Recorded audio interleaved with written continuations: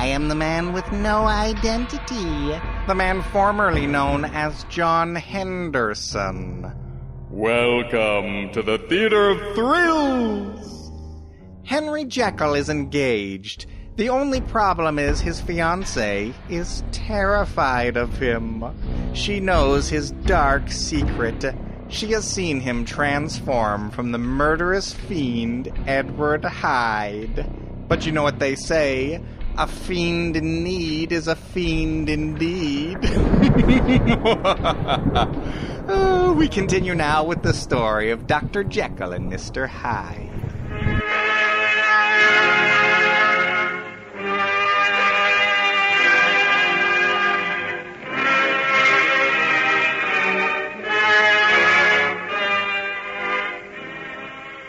Ladies and gentlemen, we now present George Edwards in Dr. Jekyll and Mr. Hyde.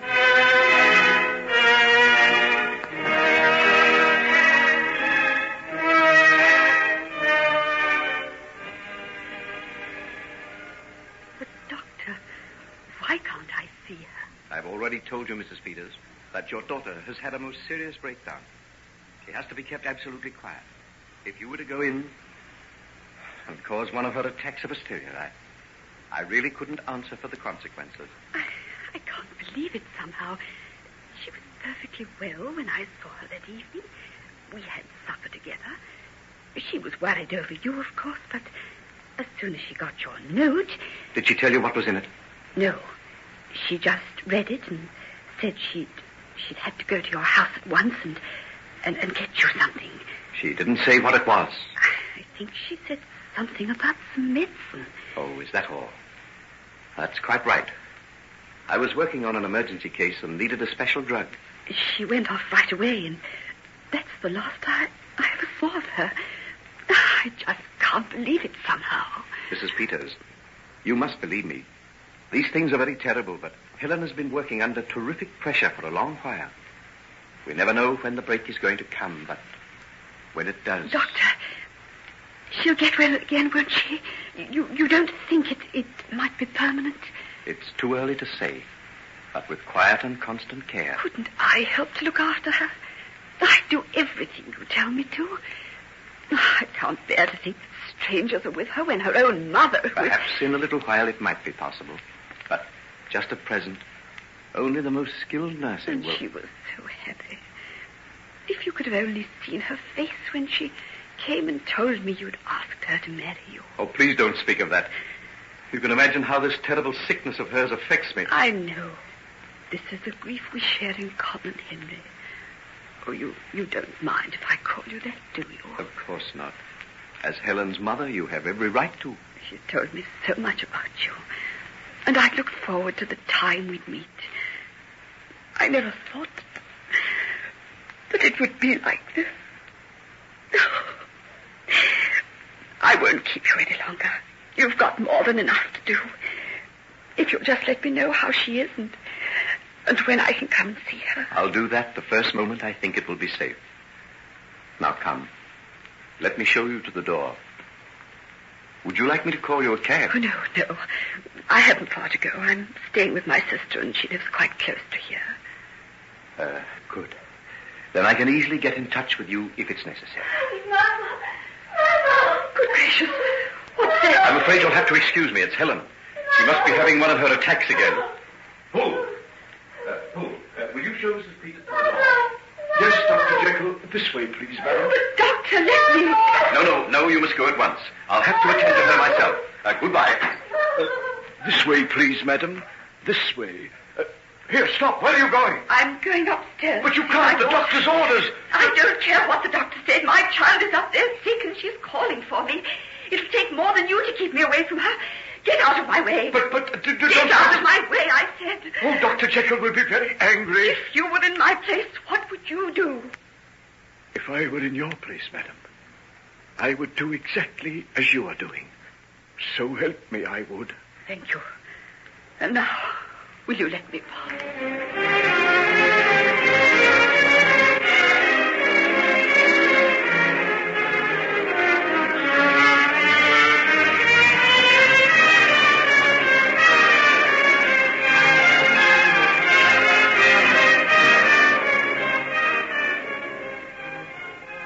I will see my mother. I will. And you can't keep me away from her. Helen, dear, your mother is already gone. She's going to come back later on when you're feeling better. But there's nothing the matter with me now. I don't know why you're keeping me here. It's for your own good, my dear. It's not.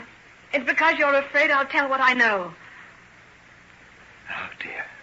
The old delusion again. All right. Call it a delusion. Call it anything you like. But let me go. Let me see my mother. Helen, dear, that is not possible. Why? Mother. Oh, Mother. Mrs. Peters, how dare you come up here? I heard her calling me. That is no reason. I told you she was in a highly dangerous condition. Don't you know that you're risking her very sanity? That isn't true. You can see for yourself. Look at her face. Look at her eyes. And do you wonder? Do you think I can ever be the same again after what I saw? Tell your mother what you saw, Helen. I saw... Oh, how can I tell her? No one will believe me. I insist that you tell her. Tell me, Helen. Tell me, dear. Oh, Mother. Oh, perhaps he's right. Perhaps it was a terrible delusion. But tell me, what was it you think you saw?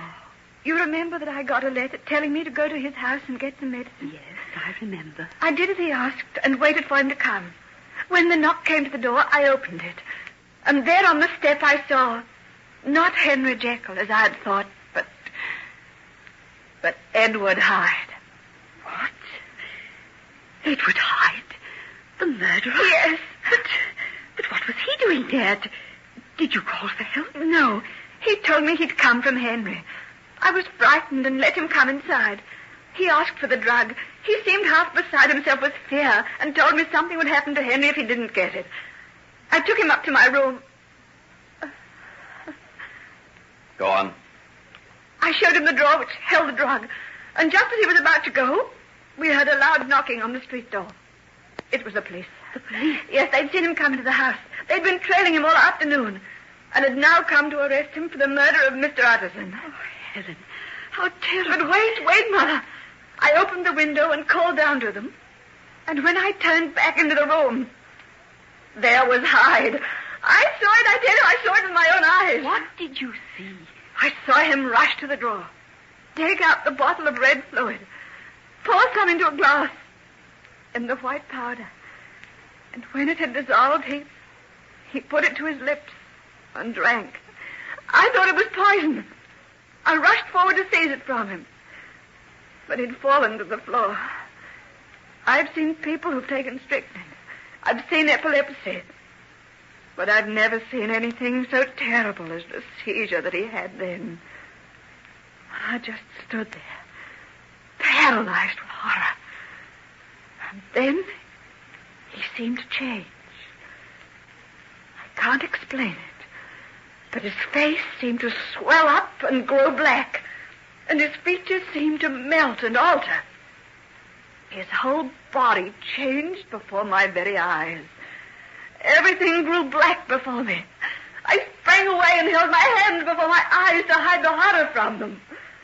And when I looked again, he'd got up to his feet, was clinging to the edge of the table. And I swear that what I say is true.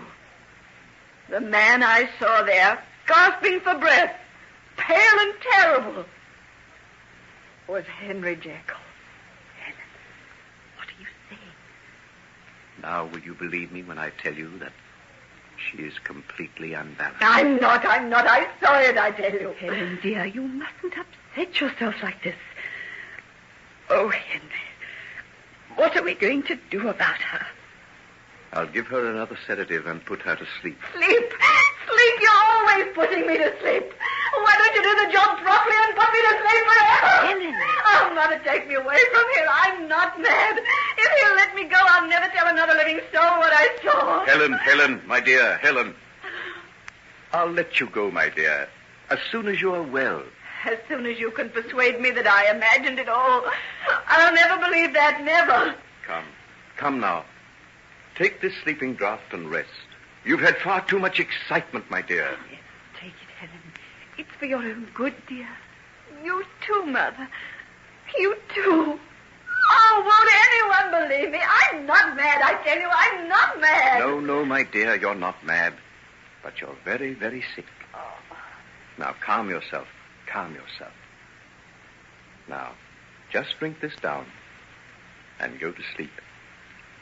I'll let your mother come and see you tomorrow. Come now. That's a good girl. Drink it down. That's a good girl. We'll leave you now, my dear. I want to have a little talk to your mother, and then I will come back. Now, will you be all right? Yes, I'm all right. Nurse will look after you. Come, Mrs. Peters. Oh, Henry, this is terrible. You see what I mean? Oh, yes, of course I do. What will be the end of it? I'm hoping that rest and quiet and unremitting care will bring her round. And if not? If this strange delusion doesn't pass, well, we may have to find some way of safeguarding her against herself. You don't mean some sort of home? Well, it's early to think of that, but it may become necessary. Oh, no.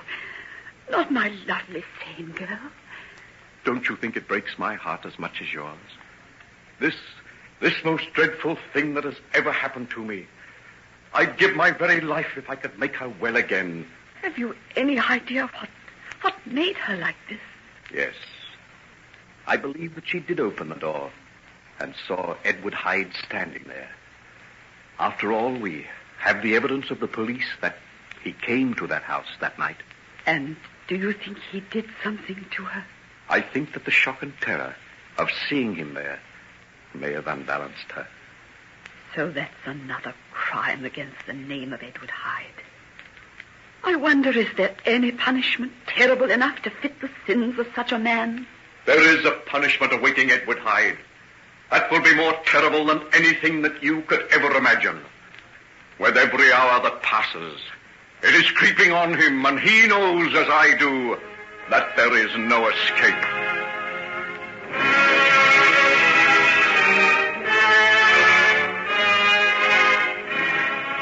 Ladies and gentlemen, we now present George Edwards in Dr. Jekyll and Mr. Hyde.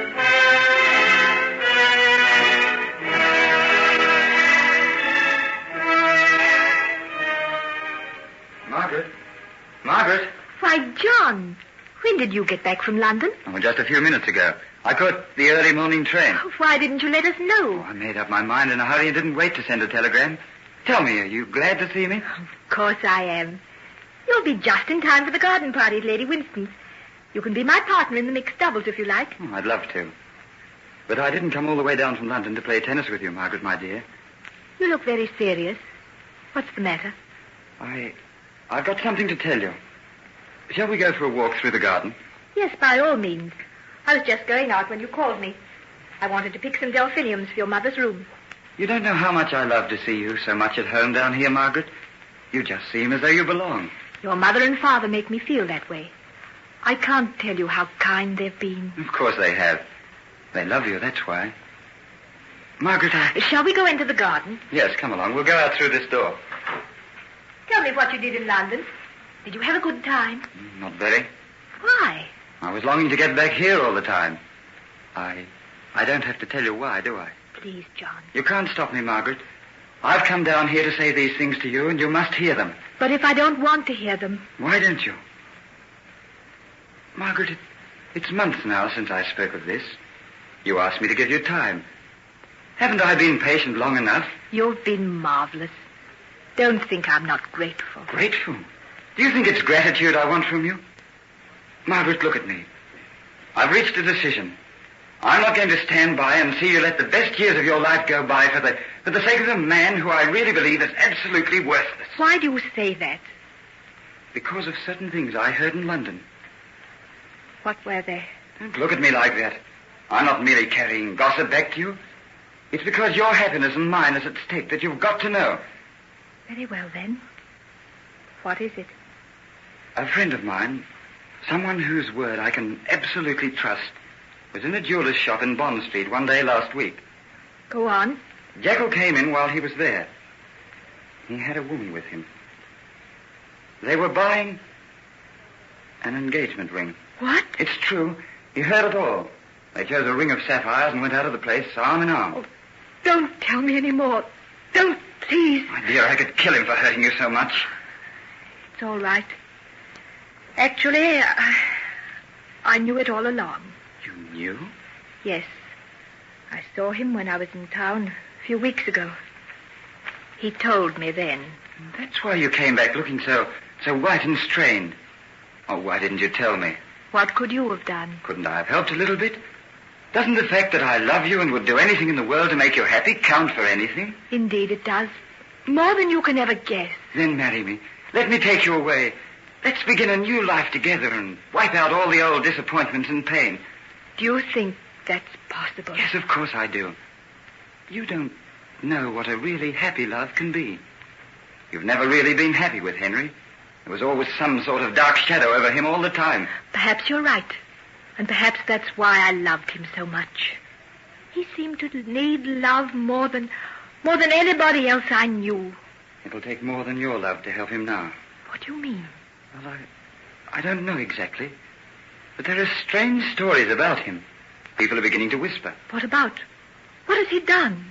He's been drinking. He failed to attend an important operation at a hospital. I caught sight of him for a moment only yesterday, and I was astounded at the change in him. Then something must be wrong. He'd never do that unless there was. Yes, there's something wrong, all right. There's always been something wrong with him. Some queer, sinister streak in him that's coming to the fore. Margaret, don't you remember when we were children how he sometimes seemed to be possessed of something almost unholy? Then perhaps we shouldn't judge him too harshly. Perhaps not. But can't you see that he's no man for you, my dear? What happiness could there possibly have been with him? I don't know. I just know that he seemed to possess me body and soul. And I'd have done anything for him. Gone anywhere he wished. But that's all over now, isn't it? He's going to marry someone else. Yes. All over. And you? Aren't you going to marry someone else? Someday? I suppose so. Then let it be soon. Don't let the time slip by. Oh, how can I take so much from you and give so little in return? I'll be content. Just to have you with me always as... Oh, I'm so tired, John. So tired. Yes, I know. I'll help you to forget. We'll be happy together. We'll be happy. But I don't think I'll forget. Ever.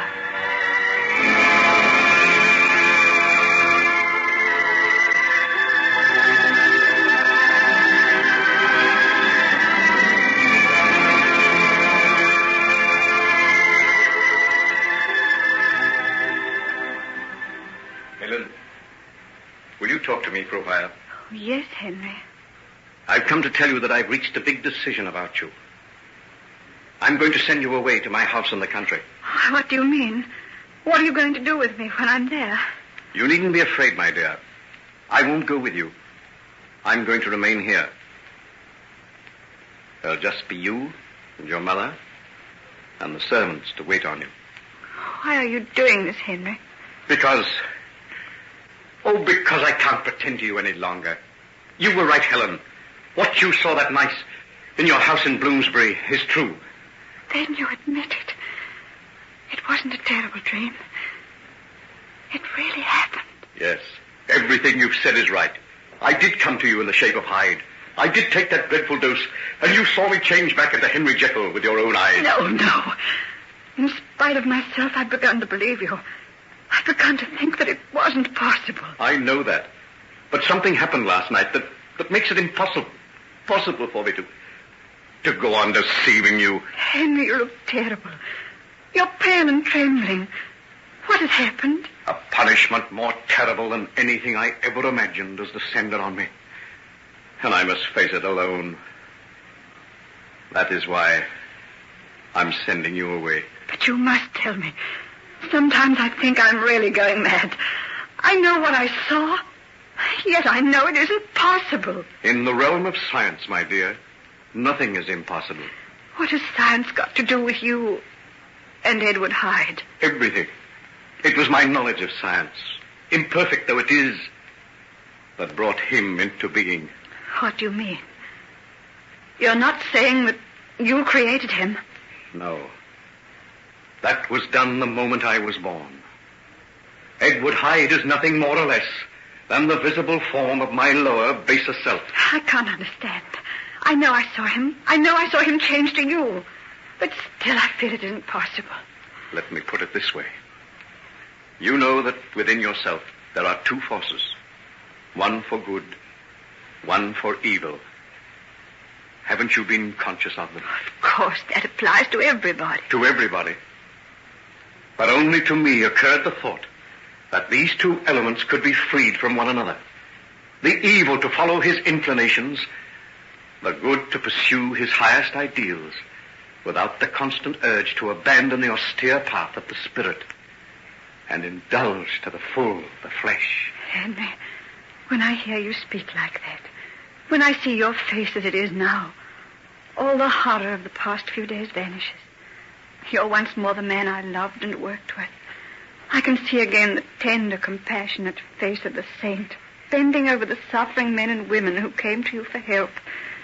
Can't we forget all that happened? Can't we go back to the clinic again? They're waiting for you, Henry. I can never go back again. Why? You can't desert them. Think how they need you. Who'll look after them if you're not there? I hope that you and my friend Hugh Lanyon will take my place. But why? Why? I don't understand what you've been telling me. Seems like some sort of nightmare. Oh, if only it was. If only I could wake and realize that the horror that possesses me was nothing more than a dreadful vision of the night. Henry, tell me, what is it that makes you shudder and turn pale? I've brought this terrible fate on myself. Therefore, I must endure it alone. But what is it? What? In the beginning, it was Jekyll who was stronger than Hyde. And now it is the other way. Hyde is the master. I am now his slave. But how? He takes possession of me any time he likes. No. At one time, he could only appear when I took the medicine. Now I have to take it to change myself back into Jekyll. Oh. It happens more and more frequently. I have to take stronger and stronger doses, even to the danger of my life. Henry, no. Oh, no. Oh, don't cry, dear. Don't cry, dear. I had no right to tell you. Yes, you had. I wanted to know. We'll fight it together. There must be some way. None that I know of. You must go on taking the medicine. You must fight against him all the time. But I can't fight. I can't fight. I feel myself growing weaker. Weaker after each attack. At one time, Hyde was weak and puling. Now, he has been indulged to the full. He is possessed of a terrible strength. He attacks me like a raging monster. I have no power to resist him. Perhaps if I were with you. No, never dream of such a thing. I couldn't answer for what might happen. He's now so vile, I dare not let him loose. As soon as I feel the first shudders that warn me of his coming, I have to lock myself in my laboratory, where no one ever comes, and where I keep the drugs that can restore me back to sanity. But as long as you have that... Ah, yes, as long as I have it. And there lies my horror and my final dreadful doom. I have only enough of the original for 3 more doses. 3 more doses. And though I have ransacked London, there is no more to be had.